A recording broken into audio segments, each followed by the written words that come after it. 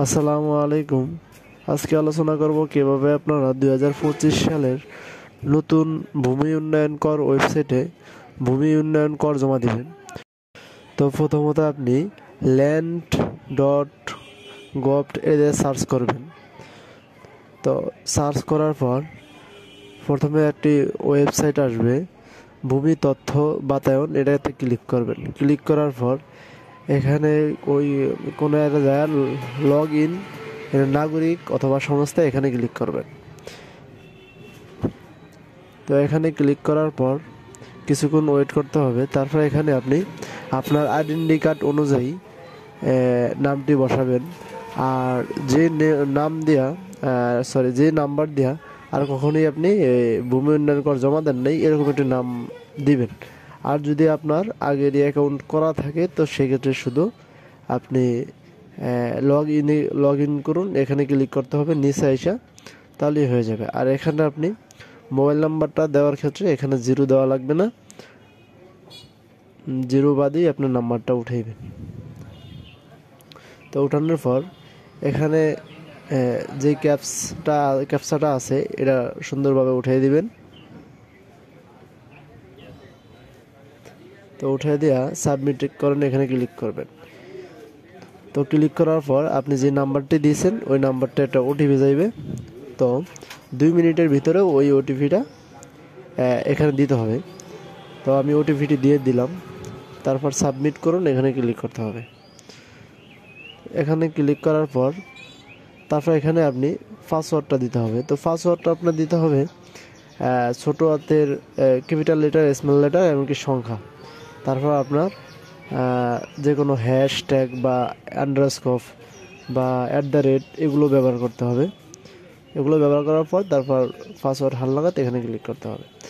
তারপর এই অপশনটা আসলে তারপর প্রোফাইলে যাবেন। তো প্রোফাইলে যাওয়ার পর আপনার যাচাই করুন, এখানে ক্লিক করলেই আপনার আইডি কার্ডটির নাম্বার দিতে হবে। আর যেগুলো আপনার জন্ম তারিখ দিয়ে এটা তথ্যটা হালনাগাদ করে নিতে হবে। এই আইডি কার্ডটা ব্যবহার করবেন খতিয়ানে যাদের নাম আছে, যদি একাধিক নাম থাকে তো ওই একাধিক নামের ভিতর থেকে যে কোনো একজনের আইডি কার্ড আনলেই হবে। তাহলেই আপনি যে কোনো একজনের নাম দিয়ে আপনি এটা হালনাগাদ করে নিতে পারবেন। মানে ভূমি উন্নয়ন করটা আপনি অনুমোদন করতে পারবেন। তো আর যদি একজনই থাকে তাহলে যার নাম আছে তার আইডি কার্ড দিয়ে এই প্রোফাইলটা তৈরি করবেন। তো উপরে যেভাবে আপনার নাম আছে ঠিক সেভাবেই দিতে হবে। তো আমি এখানে অলরেডি বড় হাতের অক্ষর দিছি দেখে নেই। তো সেক্ষেত্রে বড় ছোট উপরে যে আপনার নাম এখানে যেরকম আছে ঠিক সেভাবে আপনি নামটা ঠিক এখানে উঠিয়ে নেবেন। তো উঠে দেওয়ার পর হালনাগাদ করুন এবং যাচাই, এখানে ক্লিক করলে আপনার প্রোফাইলটা হালনাগাদ হয়ে যাবে। তো এখন কাজ হলো যে আপনি তারপর এখানে সেবাসমূহ এখানে ক্লিক করতে হবে। তারপর এখানে ভূমি উন্নয়ন কর এখানে ক্লিক করবেন। তো এখানে ক্লিক করার পর কিছুক্ষণ ওয়েট করবেন। ওয়েট করার পর তারপর এখানে অনেকগুলো অপশন আছে, তো আপনি হোল্ডিং অনুসন্ধান এখানে ক্লিক করতে হবে।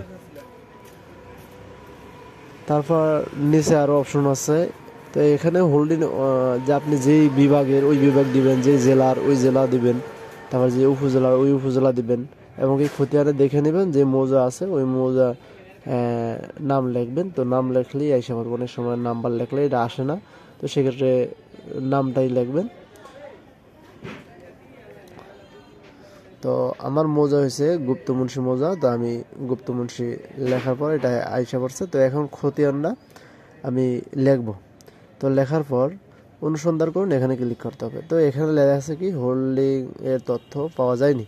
তো এখন বর্তমানে ওয়েবসাইট সমস্যা থাকার কারণে এই এখনও আপনার হোল্ডিংটা অ্যাড করা যাইতেছে না। তো পরবর্তী ভিডিওতে কিভাবে হোল্ডিং অ্যাড করবেন এটাই দেখা দেবো ইনশাল্লাহ।